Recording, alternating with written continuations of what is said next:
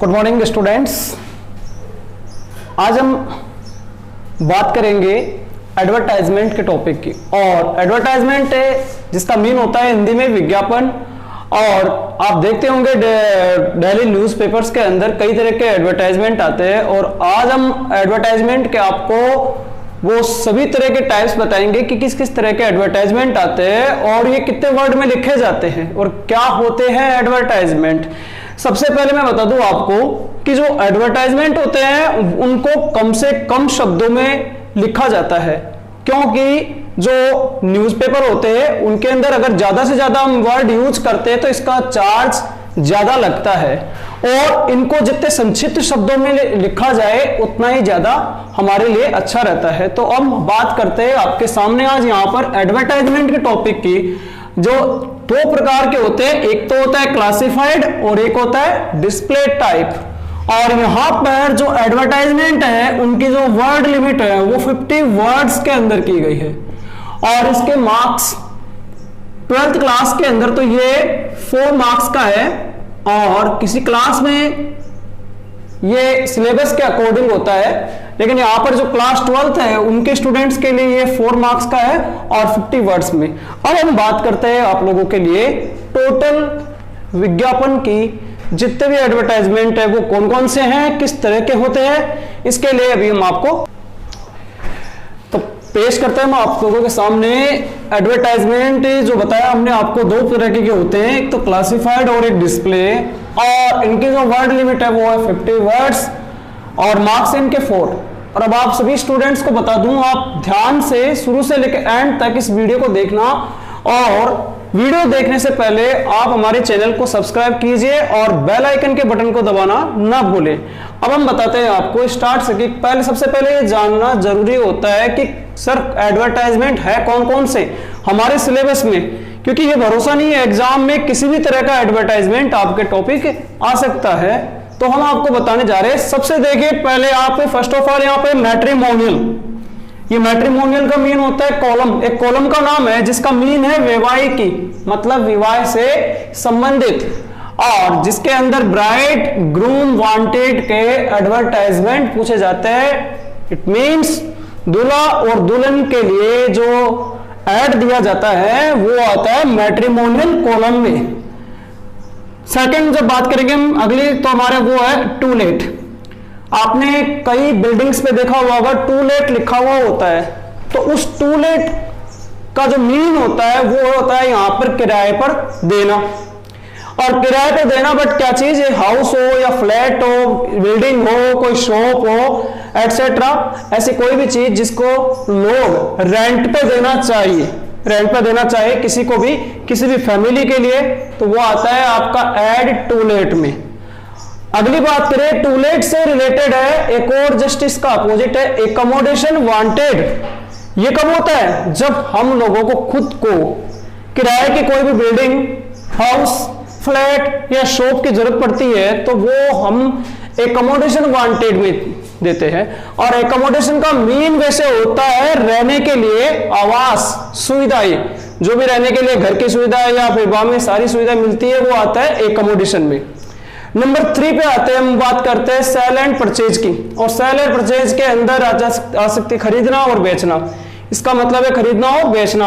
यहां पर हम बात करते हैं आपके सामने की, एक तो प्रॉपर्टी है, हाउस है, बिल्डिंग है, कार है, बाइक है एटसेट्रा। इनमें से किसी को भी आप, कोई भी आपके पास पुरानी चीज है, चाहे पुरानी बिल्डिंग हो, आपकी न्यू बिल्डिंग हो या फिर न्यू कार हो, ओल्ड बाइक हो, कैसी भी चीज हो, अगर आप इनको सेल और परचेज करना चाहते हैं तो वो सेल और परचेज के कॉलम में आएंगे ये। नंबर 4 पे आता है एजुकेशनल, जो शिक्षा से संबंधित है। और एजुकेशनल होता है related to coaching centres, schools, students means जैसे कोई कोचिंग सेंटर चला रहा है, अपनी क्लासेज स्टार्ट कर रहे हैं, किसी भी तरह के या कोई न्यू फॉर्म निकले हैं और उनकी इंफॉर्मेशन दी जा रही है, तो वो एजुकेशनल से रिलेटेड एडवर्टाइजमेंट होते हैं। नंबर 5 वो लेते हैं हम जॉब वैकेंसी। और जॉब वैकेंसी के नाम से ही आपको पता लग गया हो कि जो नौकरी पेशा, नौकरी काम धंधा है, उससे रिलेटेड जो वैकेंट जो निकलते हैं एडवर्टाइजमेंट वो जो लिखे जाते हैं सिचुएशन वैकेंट में और सिचुएशन वांटेड में। ये हम आपको जब स्टार्ट करेंगे तो डिटेल से बताएंगे कि सिचुएशन वैकेंट और वांटेड कब यूज किए जाते हैं। नंबर 6 पे देखिए आप, lost and found. Lost and found का मतलब ये नहीं होता है कि कोई इंसान कहीं खो जाए, यहाँ है किसी भी वस्तु के खोए व पाए जाने की स्थिति में। सपोज कीजिए कि आपको कहीं भी रोड पे कोई पर्स मिल गया हो या किसी का बैग मिल गया हो तो वो आएगा फाउंड में, या किसी का मोबाइल खो गया हो कहीं पर तो वो आ जाएगा किस में, लोस्ट के अंदर। नंबर 7 हम बात करेंगे मिसिंग पर्सन की, और मिसिंग पर्सन का जो ऐड है वो आता है गुमशुदा व्यक्ति की तलाश। अगर कोई व्यक्ति खो जाता है तो उसकी पूरी डिटेल, उसकी पूरी पहचान दी जाती है कि उसने किस तरह के कपड़े पहन रखे थे, उसका कलर कैसा था, वो कहां से लास्ट सीन कब देखा गया था, ये सारी वो बातें मिसिंग पर्सन के ऐड के अंदर लिखी जाएगी। अब नंबर 8 की बात करते हैं हम, तो tour and travels. Tour and travels से तो आप समझ गए होंगे, इससे तो आप एक्साइटेड होंगे क्योंकि ये यात्रा करवाता है जगह जगह घुमाने की।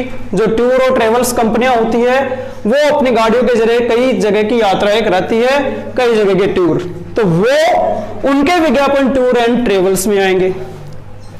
नंबर 9 देखिए, ब्यूटी एंड फिटनेस। जो ब्यूटी सेंटर होते हैं, ब्यूटी पार्लर होते हैं, वो ब्यूटी में आते हैं, और जो फिटनेस, जो जिम सेंटर होते हैं, हेल्थ सेंटर होते हैं, वो आते हैं इसमें। एक है कैनल, जो कुत्ता घर से रिलेटेड आते हैं, कुत्तों के लिए रखने की सुविधा के लिए, वो आता है इसके अंदर। तो ये सारे जो है एडवर्टाइजमेंट के टाइप है अलग अलग।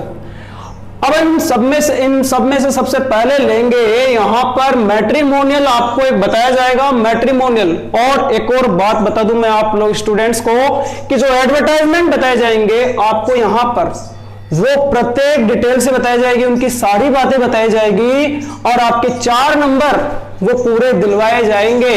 इट मींस ऐसी कोई बात नहीं है कि यहां पर आपको उसका मालूम नहीं रहेगा और आप आसानी से एडवर्टाइजमेंट बना लेंगे। मैं देखता हूं कि मोस्टली स्टूडेंट्स सबसे ज्यादा एडवर्टाइजमेंट में कंफ्यूज हो जाते हैं। वो कंफ्यूज इसलिए होते हैं कि बात जो होती है वो इधर की बात होती है, उसको इधर लिख देते हैं, इधर की बात को इधर लिख देते हैं। लिखने का थोड़ा सा क्या कि इसलिए फर्क पड़ता है क्योंकि उनको इनके डिटेल का पता नहीं होता, और जब तक इन सब की डिटेल का अगर मालूम नहीं चलेगा तो आप ये एडवर्टाइजमेंट कंप्लीट नहीं कर पाओगे।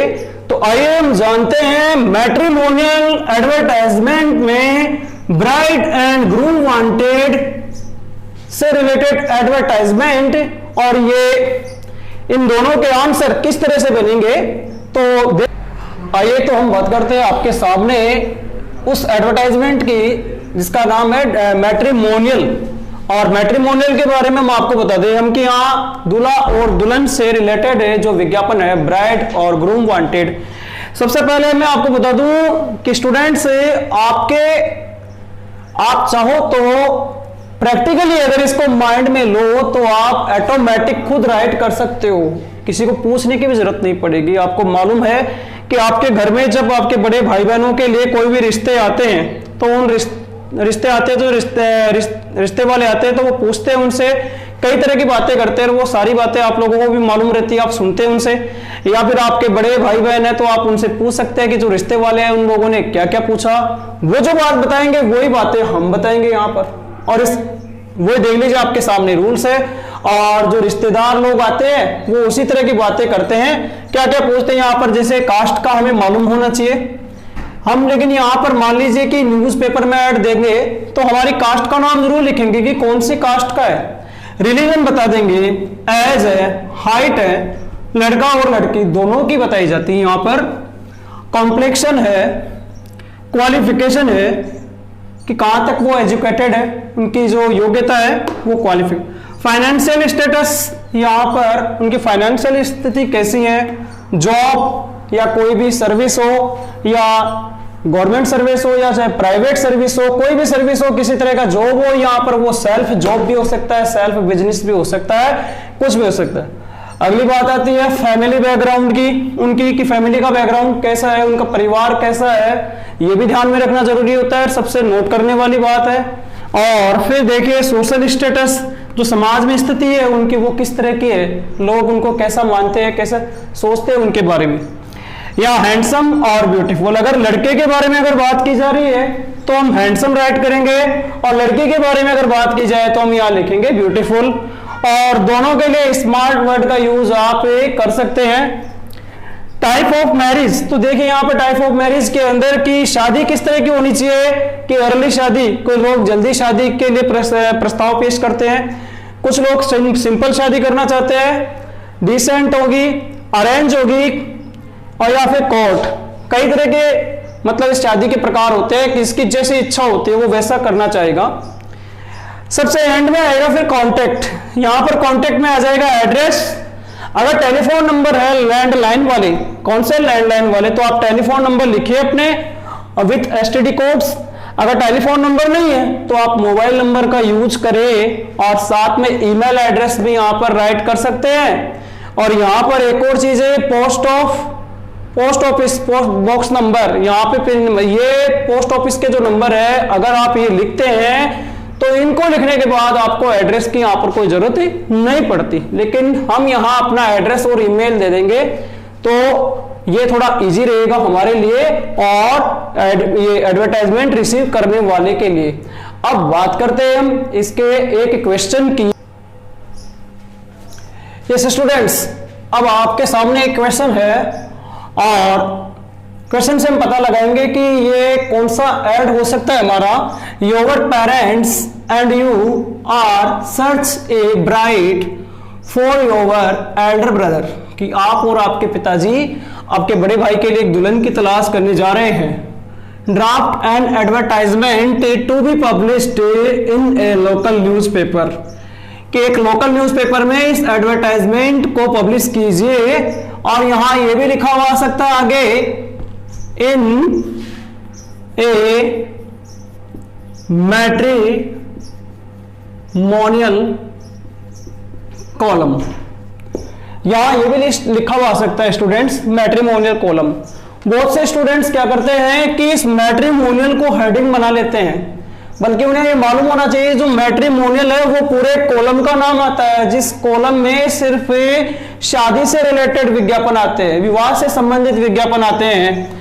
यहां जो हमारी हेडिंग हो जाएगी वो होगी यहां पर ब्राइड मींस ब्राइड वांटेड। तो इसका आंसर शुरू करने से पहले हम आपके सामने यहां लाइन ड्रॉ की हुई है अपनी, और ऊपर एक लाइन ड्रॉ करते हैं दोनों साइड, और फिर एक छोटी सी लाइन, एक लाइन और बनाएंगे इसके जस्ट नीचे, और इस लाइन के अंदर हम अपनी हेडिंग राइट करेंगे। तो हेडिंग के अंदर हम लिख देंगे यहां पर ब्राइड वांटेड। इस तरह से कैपिटल लेटर में हमने ये हेडिंग लिख दी। हमारे सामने एक क्वेश्चन रेडीमेड था, बट स्टूडेंट्स अब आंसर रेडीमेड नहीं आएगा, हम आंसर रेडी करके देंगे आपको, क्योंकि आंसर रेडीमेड नहीं बताया जाएगा आपको, और यहां रेडी करके दिया जाएगा आपको, वो पूरी बातें बताई जाएगी। यहां पर क्या लिखा जाएगा, सबसे पहले देखिए यहां पर हम लिखेंगे alliance invited for a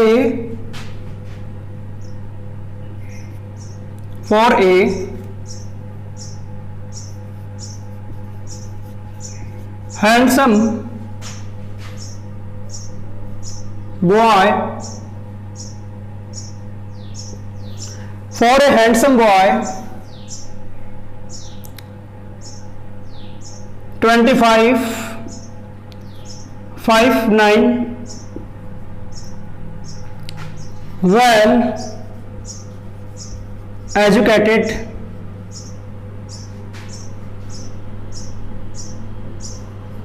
government service, government job, sorry, salary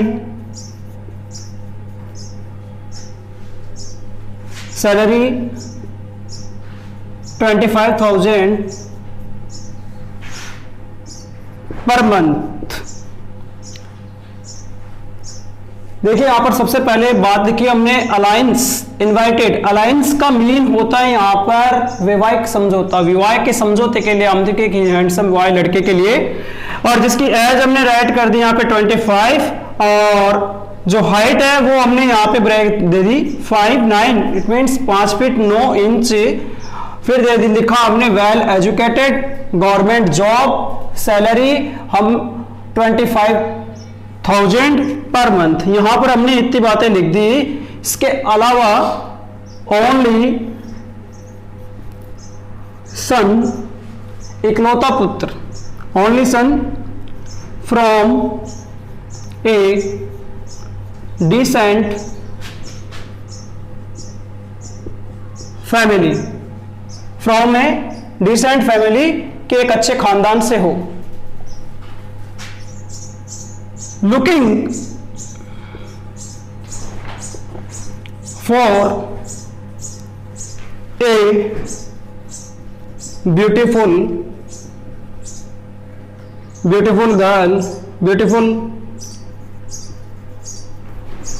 girl, smart and slim, cooking expert,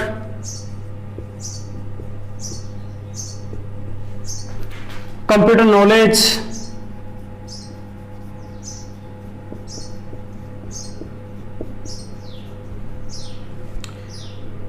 graduate,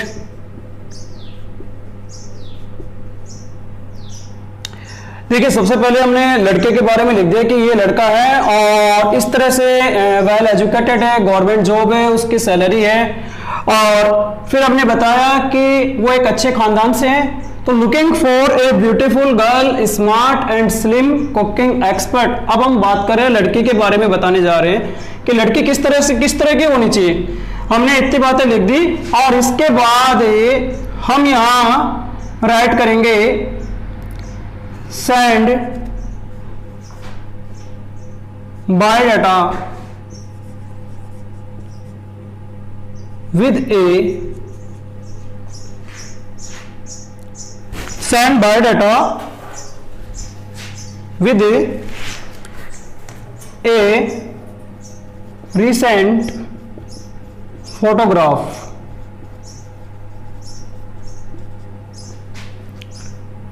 recent photograph। अब इसके बाद जो बात आएगी वो आएगी एड्रेस की। तो हम यहाँ पर राइट करेंगे address, contact mister Ashok Gupta,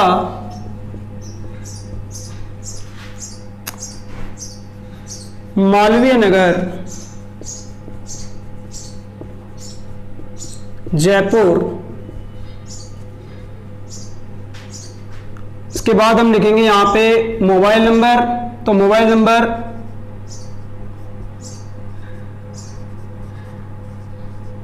right किया हमने। अगर आप रियल नंबर यहां पर हमें नहीं लिखना है तो आप इसके आगे क्रॉस लगा सकते हैं या फिर 00 लगा दीजिए। और एंड में जो बात आएगी वो आएगी हमारी ईमेल की।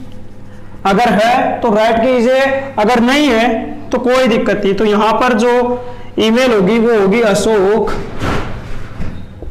गुप्ता 01@gmail.com।